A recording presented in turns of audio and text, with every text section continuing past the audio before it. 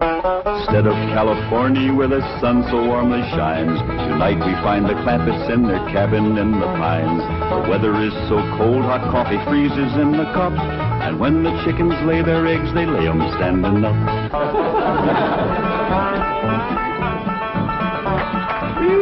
Doggy's gonna be a cold one tonight. Somebody better get ready to pry that sun up in the morning to get it started. Yeah, sure will be glad to get back to that nice warm mansion in Beverly Hills. It ain't no fun sleeping on this cold, hard floor. That's a fact. You think that's bad? You ought to try sharing a room with that wild daughter of yours. Well, leastways, you got a bed. That ain't a bed. That's a nest, a roost, and a den and a hutch all in one. Is them animal friends of Ellie's still coming in at night, Granny? Everything that can get through the window. Why don't you shut the window? Because I can't sleep without fresh air. Especially with that third party in bed with us. What third party? Ellie, can you come out here and bring your friend with you? Yeah, Granny? Don't you worry about it, Granny. I'll chuck it out. Whatever it is, you got to get your sleep.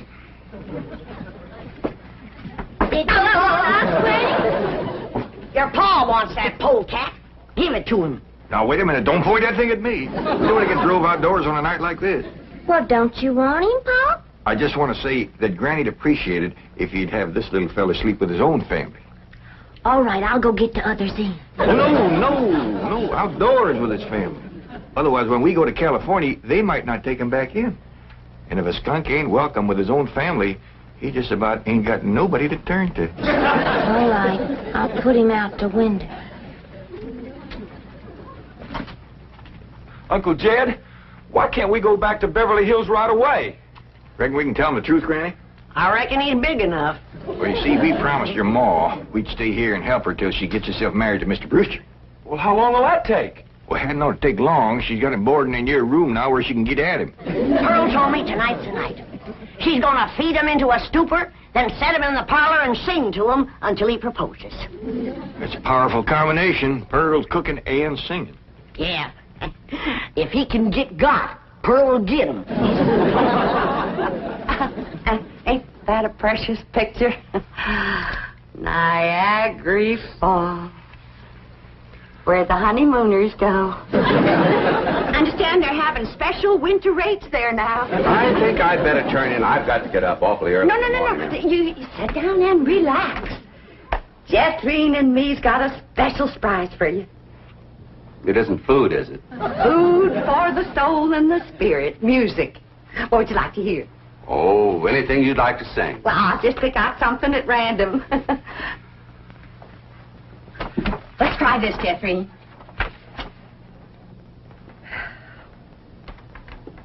Oh, promise me that someday you and I will take our love together to some sky where we can be alone and fates renew.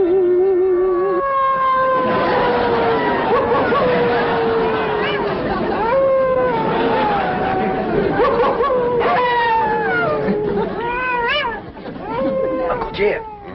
Uncle Jed. What's got them wolves so stirred up tonight? Oh, but something sure is setting them off. Hey, Granny, can't sleep a wink. Go to the right, Granny. Go to the left, Granny. Them wolves keeping you awake too, Granny? He sure is. Howling goes right through you. It ain't their hollering that's getting me. It's their snoring. Look for yourself. Ellie's got two of them under the bed. Granny, we gotta get that girl back to Beverly Hills. She's going right back to being a wild cougar. What y'all all doing out here? Trying to keep warm. Sure it's cold in there without you, Granny. Mind if I join you? I reckon so, if you don't mind a little human company for a change. Uncle Jed, we just got to get ourselves back to Beverly Hills. We will, Jethro, as soon as your ma gets proper hitched to Mr. Brewster. Bless you. Oh, Pearl, give it all you got tonight. Oh, we's all gonna be down with pneumonia. Just a song at twilight when the nights are low and the flickering shadows softly come and go.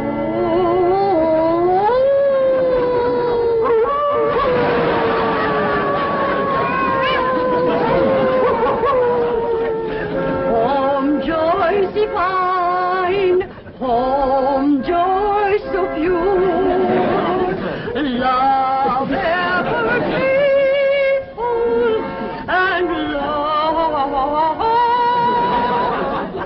ever sure. Ah, that was a wonderful concert. You both are unusually talented. Thank you. Yes, indeed. That means a lot coming from you. Naturally, folks around here brag on us. In fact, they think we ought to go on a concert tour. Oh, really? Oh, yes. My neighbors is always after me to sing out of town. Well, I can understand that. Mr. Brewster, do you really like music and singing? Well, I used to. I mean, I used to sing a lot myself in college musicals, amateur theatricals. Was you on the stage, Mr. Brewster? Oh, yes. After college, I did quite a bit of little theater work, summer stock. Matter of fact, there was a time when I seriously considered the stage as my career.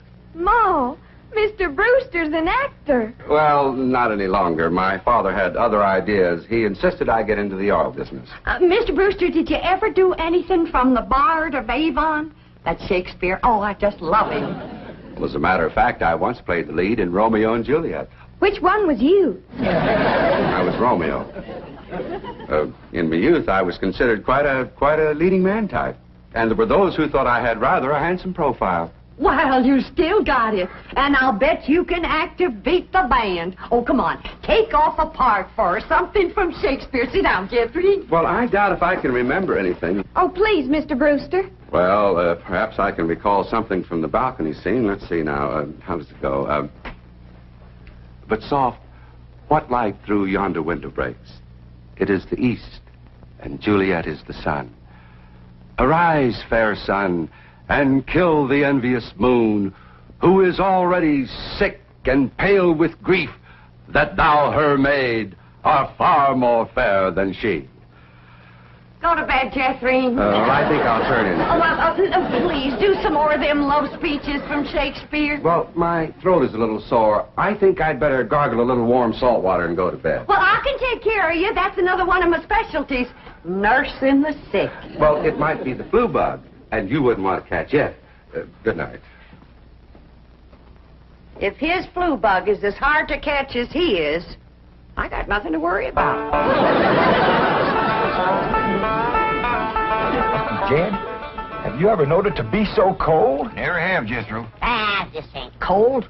Your blood is thinned out from living in California. You say this ain't cold, Granny? Look who else is huddled up to the fire. Ellie and her wolves.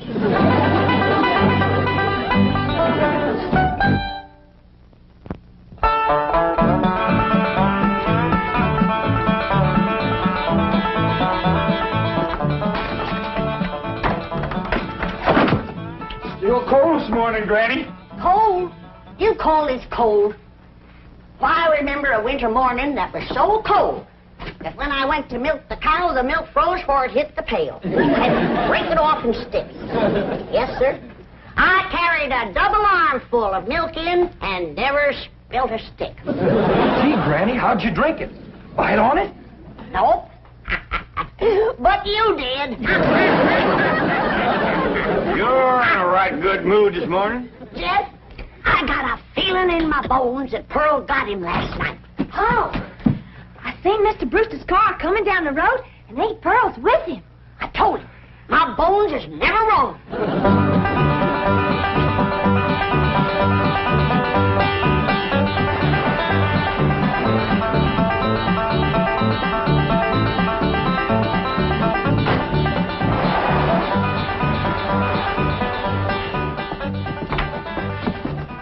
When's the wedding, Pearl? See that in church? Yeah, let's see your ring, Pearl. You want me to carry Mr. Brewster over the threshold for you, Ma?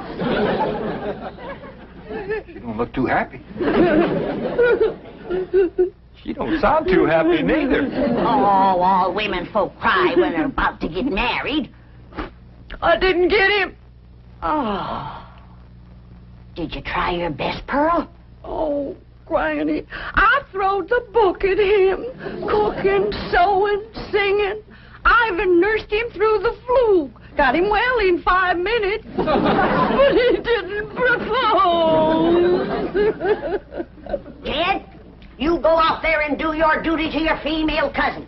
Ask that city fella what he'd rather get, married or buried. Now, Granny, I don't hold with getting folks married unless it's willing. Pearl's got enough willing for both of them. If you're going to make a liar out of my bones... Yeah, I'll have a talk with Mr. Brewster. Where'd he go, Pearl? He said he was going to park the car on the warm side of the cabin. But he must have run off. After him, everybody. We'll head him off at the pass and shoot him down like a dog. Now, you hold on. You ain't shooting nobody down. Just simmer down. Why, he didn't run off at all. Except we'll need you, Ellie, to get him back in here. How come? Looks like a couple of your friends are sizing him up for breakfast. Well,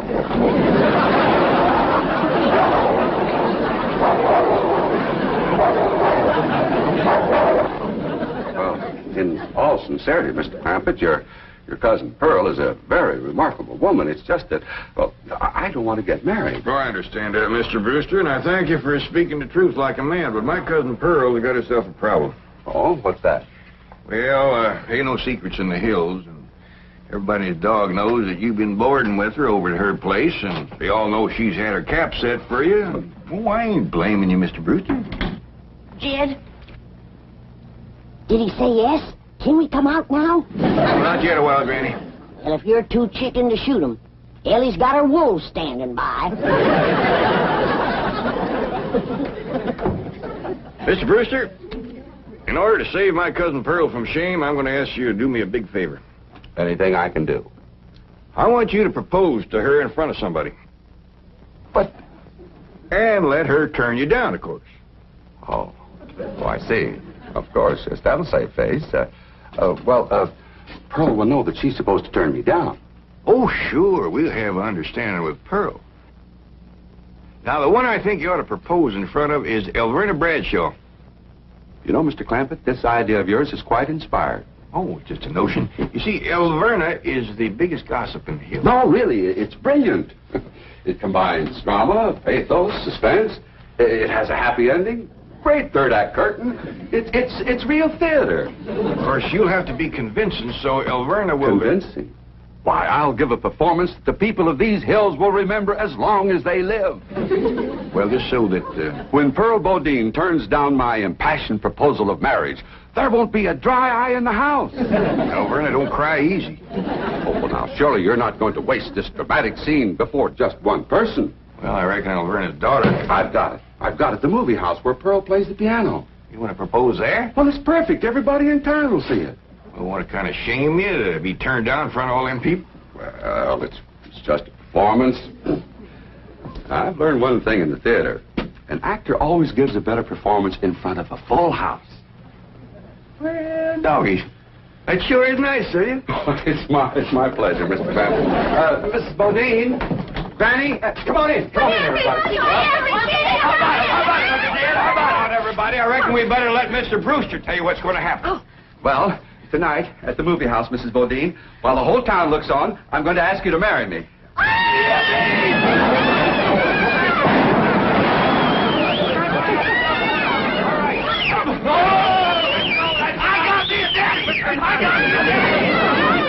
This calls for a whopping big snort. Now, will y'all quieten down, everybody, until you hear the rest of the story. Now, Pearl, when Mr. Brewster asks you to marry him, you're going to say no. Not unless I'm as drunk as you are.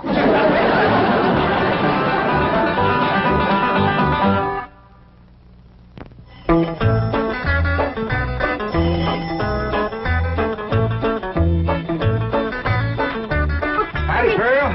Evening, Pearl. Hi, Granny. Jethro and I want to head down to the theater to get a fire going in the stove. Where's Jethro, Pearl? Why, she's in her room getting dressed. Go on in and see her. Granny, what happened to your mink coat? This is it. Tonight's kind of special, so I'm wearing the pretty side out. You sure got your pretty side out tonight, Pearl? Oh, I tell you, Jed, I'm as nervous as if I was going to get a real honest-to-goodness proposal. And it would be real if your cousin Jade would do his duty and hold a shotgun on that fella, Brewster. Now, ladies, let's settle for what we got. This way, Pearl can come to California without nobody saying she left town in disgrace. Good evening. Good evening. Ain't you dressed up? That boiled shirt makes your face look kind of dark. Well, as a matter of fact, I'm wearing a little theatrical makeup. Mrs. Bodine, how would you like some pancake on your face? How'd you like some sweet potato pie on yours? Fetch me some hot possum grease, Pearl, and I'll fling it on her. Now, ladies, you misunderstood me. Pancake is a type of makeup we use in the theater. An actor, like myself, would feel positively undressed without it. I thought you was oil man. Well, that's my business. But at heart, I shall always be an actor. Say now, speaking of acting, you two got it figured out what you want to say? Oh, yeah, we rehearsed 12 times. Mr. Brewster will be sitting on the front row, and when the picture's over, he'll jump up and he's... Excuse me. I've been thinking about that. I believe it would be more effective if I made an entrance. Entrance? Yes, I'll come down the aisle. Oh, all right. And then Mr. Brewster's going to say, Mrs. Bodine, don't go to California with your cousin Jed. Stay here and be my wife. I've been thinking about that, too. After a big entrance down the aisle, that's going to seem like a pretty flat opening speech. Well, you just say what you want to say. All I got to say is, no, I won't marry you. If that's Homer Winch, I'm going to hit him right in the head.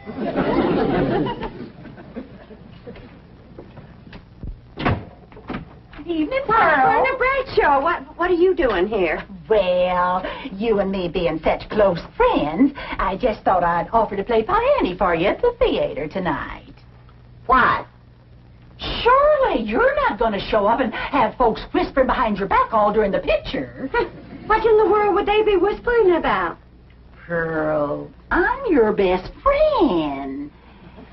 You don't have to pretend with me. The whole town knows how you've been flinging yourself with that brother of yours. For your information, Alverna Bradshaw, Mr. Brewster proposed to me 12 times today, and 12 times I turned him down. Is that why he give you this here mink coat? 'Cause you turned him down? This here mink coat was given to me by my niece, Ellen May Clampett. Oh, Pearl, I keep telling you, you don't have to pretend with me. I'm your best friend. But Alverna Bradshaw is your best friend. You're up to your eyeballs in enemies. Mr. Brewster, if you was to go in there now and propose in front of Alverna, you could save yourself a trip to the theater. And the news would get around a heap quicker. You don't understand, Mr. Clampett. An actor needs an audience. Alverna, if you don't mind, I'd like you to get out of my coat and out of my house. I'm going to be late for the theater. Pearl, take your best friend's advice and sneak out of town quietly. You can depend on me to smooth everything over. Thanks for nothing.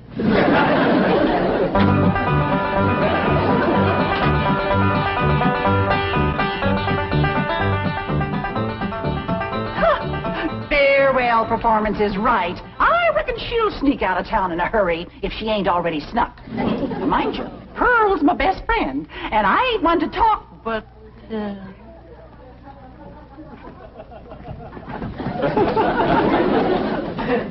Good evening, lady.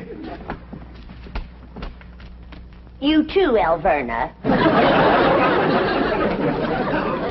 I noticed Mr. Brewster wasn't with her. Oh, and did you see that mink coat? Well, I wouldn't trade this little band of gold and a home-loving husband for a dozen mink coats. Would I, Luke? Luke? Luke Bradshaw! That little sneak, he got away again.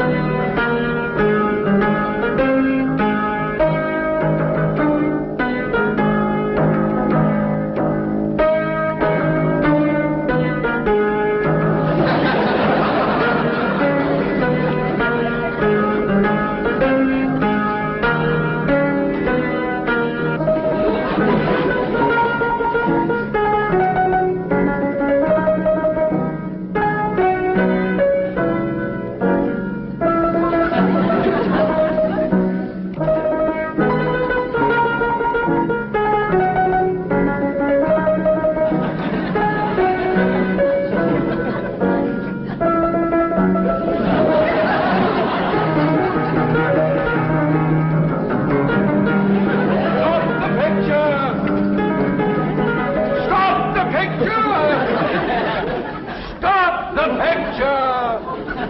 All right, Charlie. Mrs. Bodine, I just saw that poster out front. Farewell performance.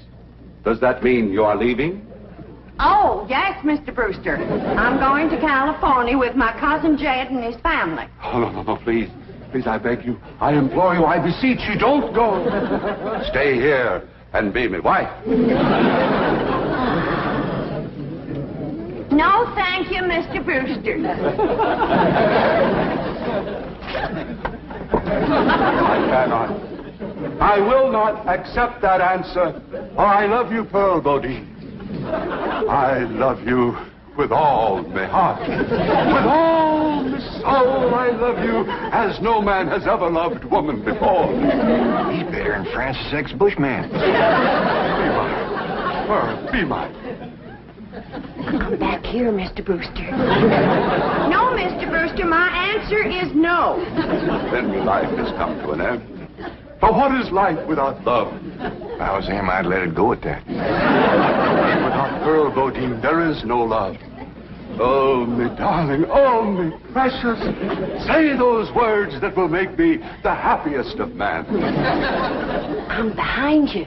My answer is still no. Quick while you're ahead, Mr. Brewster. Oh, how those words stabbed into me heart like cold steel. And only you, Pearl Bodine, can heal the mortal wound. Oh, moon of me desire, marry me, Pearl. No. I promise you a life of happiness. No? A life of luxury. No. Oh, me darling, look into me tear-stained eyes. Look into the tortured face of your love slave. Free me with that one divine word. Say yes. Say yes, and together we will enter a paradise of love everlasting. Yes, I'll marry you.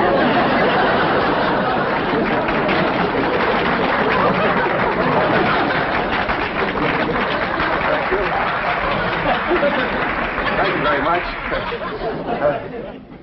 Did you say yes? Yes. Go ahead and said yes. I was ready myself.